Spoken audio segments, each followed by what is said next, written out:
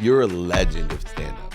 Movies, TV. I mean, you hosted Saturday Night Live. Probably about 15 years into my stand-up, I was talking to a person in the crowd one night, a heckler, and I looked at this guy who yelled something out. And instead of just burying him right there and kind of dismantling him, and I found myself almost gonna fake it till you make it. No, absolutely not. If you make it from faking it, you'll be in a place that is phony with a bunch of other fakers. And then it's just about course correcting. It's harder almost than making it to have to tell people, I'm actually not that. I'm more of this. Welcome to the Playbook. I'm David Meltzer, and I'm here at the Wynn in the greatest studio ever created at the Wynn Hotel with Blue Wire Studios. And I have one of my newest and best friends. I've really gotten to know him lately, and every time I speak with him, have a conversation with Dane Cook, I learn something.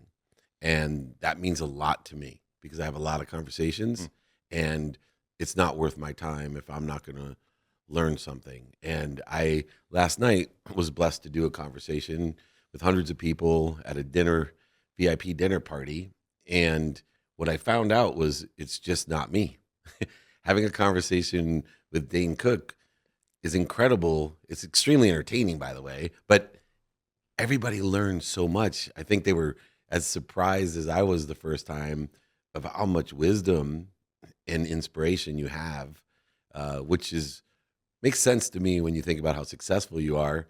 You don't get to be that successful for so long by not having that wisdom and that inspiration that just bled to everybody last night. Thank you for joining me again on a conversation, Dane Cook. I wanted to interrupt you so bad during that entire. Sorry. It's just so much in the stand-up comedian persona to just get in some jabs, but I will tell you, and I'll speak from the heart when I say, I think last night is the beginning of a beautiful friendship in terms of how we, the simpatico in that room last night, and just judging by the comments and the follow-ups after, I felt like we made like a real strong impact last night. And I'm so excited to be here and chatting with you today. I learned something about David last night. A lot of people bought a lot of Caesar salads last night. Great tipper over here, okay? The man covers the tip. Of course, we certainly do. And no, it's fantastic. You're fantastic. And it's interesting because one thing I know from the first time that we spoke is that you're not okay with status quo. You're a legend of stand-up, movies, TV. I mean, you hosted Saturday Night Live. That's traditional. That's legacy. That's legend.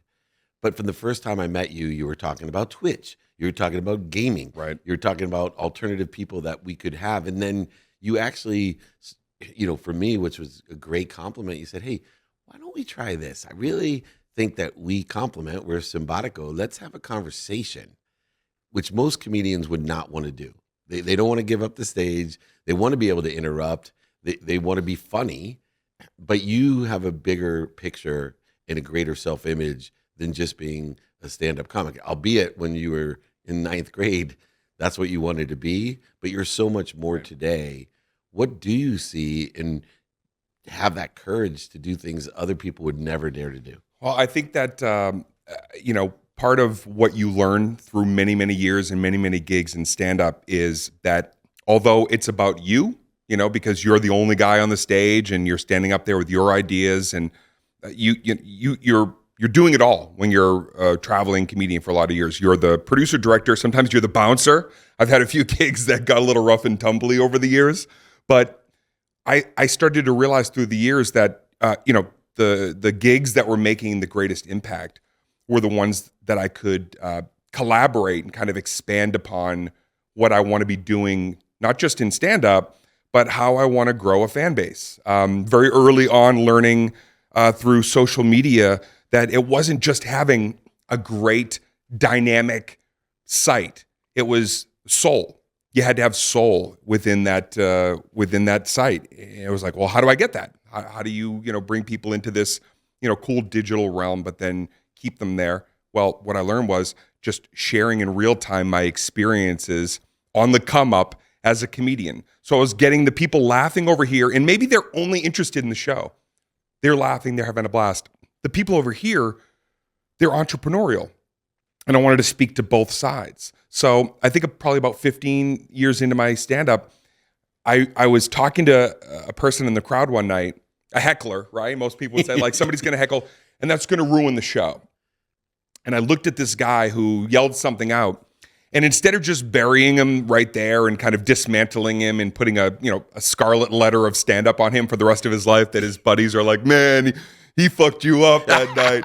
I found I love, by the way, when you do that. Which has its moment. I found myself almost in conversation with this guy. So I didn't blast him. And instead I was like, I know you have something to say.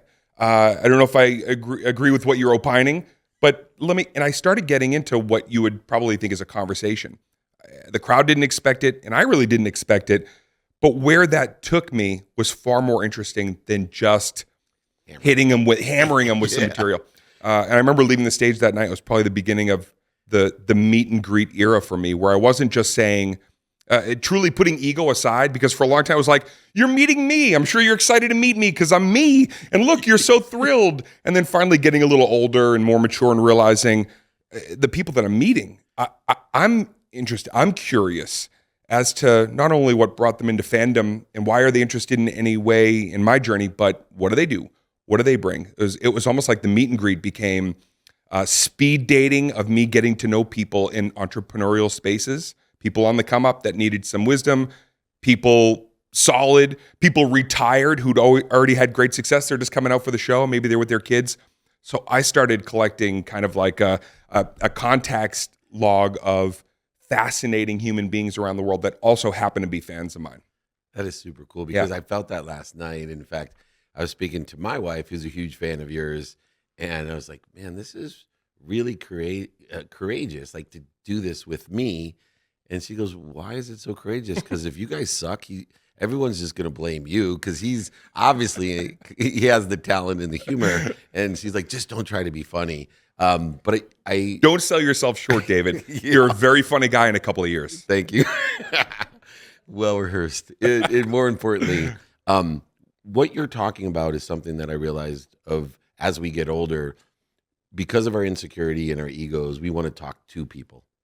We want to tell them what we think or want to be funny or curious or clever or creative. And as we get older, I find exactly what the conversation's about is, hey, what are people listening for? Whatever background they have and circumstances of success or needs that they have, we're not going to figure that out unless we learn what people are listening for.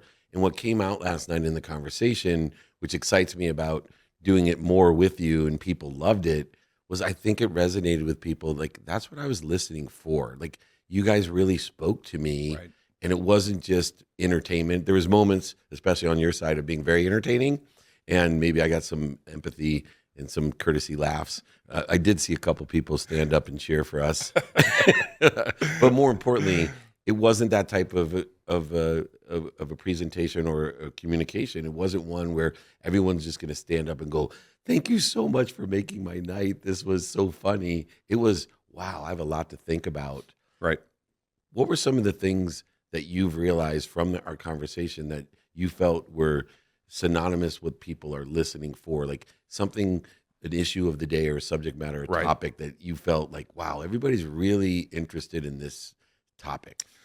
Well, I mean, I think that people are looking to evolve, and I think that everybody's always looking for, I guess you could call it like a new truth. Maybe they've heard some of the former cliches, or maybe they think that, okay, I've heard a lot of things that seem packaged, something for everybody. I think everybody wants an individual experience. I do believe, having worked with people of so many different calibers over the years and different pedigrees, that every single one of them, even the people at the top of the list that you would want to, break bread with and create in front of a camera, they want to feel two things that I want to feel.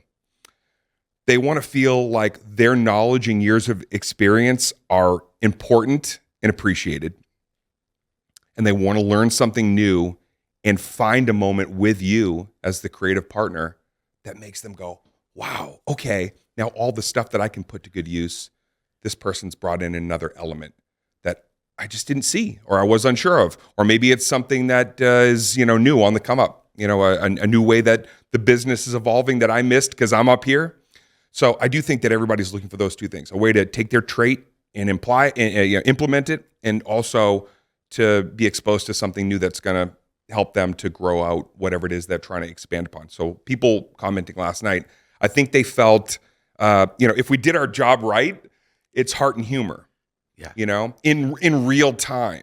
And I think that where that's, let's be honest, I think where that's tricky is not everybody's ready for that caustic truth at the same time. And sometimes it's like, even in stand-up, I've had people maybe not appreciate something funny I said then, and years later will write me and go, now that I'm married, or now that I've had, and I'll get great emails kind of in hindsight why that was funny. So not everything needs to land on the night.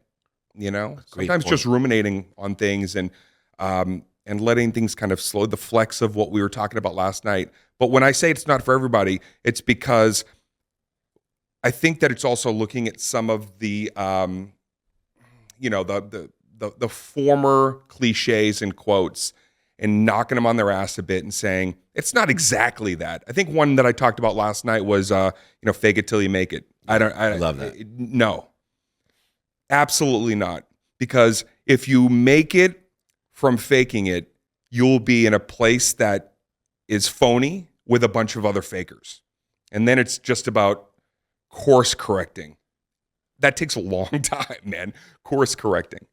It's harder almost than making it to have to tell people, I'm actually not that. I'm more of this. And so when we spoke on that last night, I thought that made like a real great... and that resonated with me because it's amplified on social media. So you take the people that buy followers or go for the cheat, the fake, they end up with a bunch of fake followers. Right? And what really resonated with me, because But not only that, but they'll be unhappy because if you put something out there that catches everybody's attention, but it's not really in your heart, it's just something that you knew was hoopla. You might be able to do a couple more hoopla moments like that because people want to see what you already showed them, right? Right. Very difficult to, once you're that pony I get some other. So you want to come in with the trick that you really love doing because people are going to want you to do it for a long time. So if you can't, after the third or fourth moment, if you created off something that's, let's just say, phony baloney, then you're going to be miserable. And then that shows. Which is aligned with my biggest takeaway from the conversation, because I'm someone who really believes in consistent behavior, of being more interested than interesting and improving myself internally, was I really gave it some thought about these, one-hit wonders and why they're one-hit wonders. It's because they haven't done the work. And every once in a while, you might land something just because of timing that makes you a one-hit wonder. But if you haven't done the work, the 17-and-a-half-year overnight success that I talk about, then you're not going to have the backup song, the backup joke, etc. Right. And that would actually, if you look at like the Rolling Stones, and I'm Mick Jagger, you watch him on stage at 80, whatever, like he's in better shape. I was with Sugar Ray Leonard. Sugar Ray Leonard's 65. He's like, holy shit, how's he doing this? Like physically, screaming and yelling and dancing. Yeah, it's incredible. But the guy's put in the work, right? And so because he's put in the work, it's actually added value to Satisfaction, because there wasn't one person at SoFi when they sold it out, watching this old man dance and sing, that would have been happy if he didn't sing Satisfaction. But yet all the other stuff makes him real, that he's not just a one-hit wonder. He couldn't just have made Satisfaction. Right. He has hundreds of songs. Isn't that indicative of what they made it with was truly what inspired them collectively? Yes. And so it, in a sense, looking back on that, I can look back on my first comedy album. I didn't know if people would be listening to it and certainly not quoting it all these years later, but I knew I made something that was funny in that moment that I enjoyed. And so, but once I was done with that, I wasn't trying to recreate it at all. And so the one-hit wonder kind of philosophy is like, some people, and for a number of reasons that we can't get into the minutia of it, but like some people have the one-hit wonder and they just want to hang their hat on that forever because maybe they feel like they deserve more praise for it than they do. Maybe they feel like that's all they needed to put into the zeitgeist. Who knows why somebody falls off at that point? Maybe it's something even more benign, like I didn't enjoy the industry side of it. I like the creative side of it. I'm married now. I've got a small business. I'm actually happier. You wouldn't know that because you just think I'm a one-hit wonder. So for a myriad of reasons, but let's bring it back to the Rolling Stones element, or even something like when I did my first comedy album, I put it out there. It was what it was. I knew I was as good as I could be at that moment. I also knew I was missing a lot. There were certainly tools that I needed to add to the arsenal.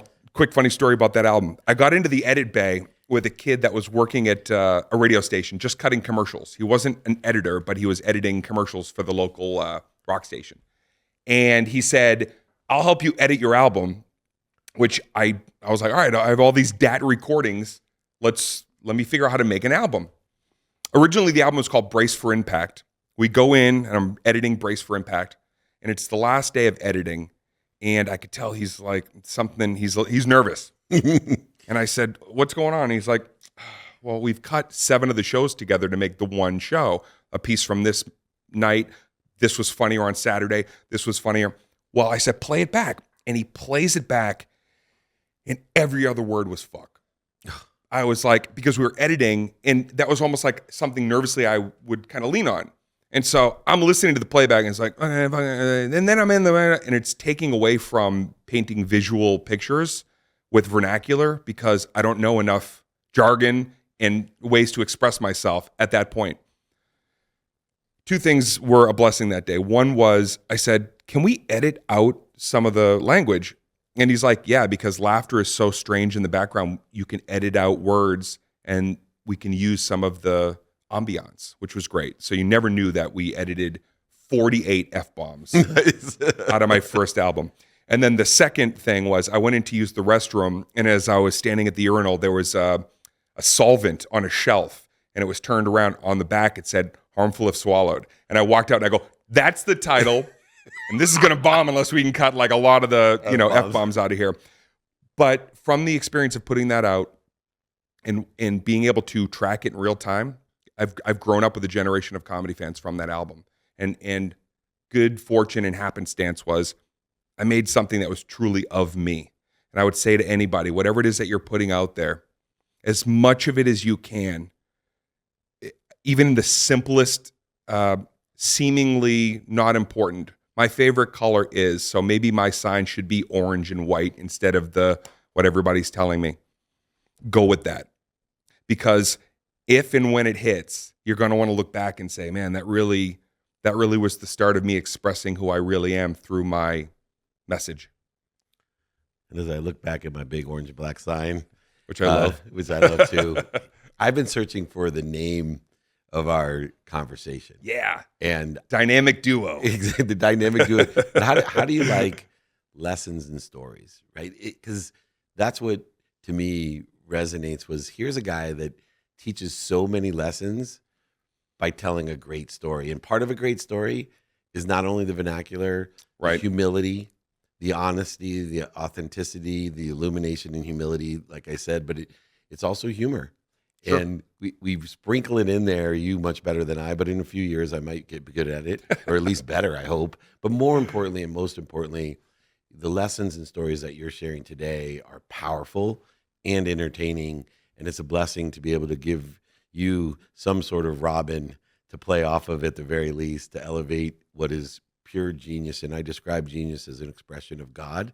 And when you talk and we have a conversation and I get to learn the lessons from your stories, it is this expression of God, just like your first album to your last, to your movies and TV shows and stand-up and everything that you do. I just want to thank you for your authentic self. Dane Cook, you're incredible. Thank you, David. If I could just say also in closing, when you get behind your ideas, meaning like you wake up every day and you go through your affirmations or whatever it is that you put your faith into it, you put your whole heart into it. The win ultimately is not just the monetization and the popularity. The win was walking out last night after we, finished our dialogue and then received so much intel and not just good vibe from people, but people were sharing things with me last night and opening up my world to a lot of what's happening here as I'm expanding my, entrepreneurial side. So as much as I think we made our moves last night, and I think we knocked it out of the park. I hope people understand, even the people that approached us, they knocked it out of the park because then they chose to trust, sharing some of their experiences with me. Greatens my knowledge. So it's all, everybody getting something from an amazing night. So thank you, man. Thank you. Our frequency is our neighborhood here at the Wynn Hotel at the greatest studio ever created. Thank you, Jeremiah. This is Dave Meltzer with The Playbook.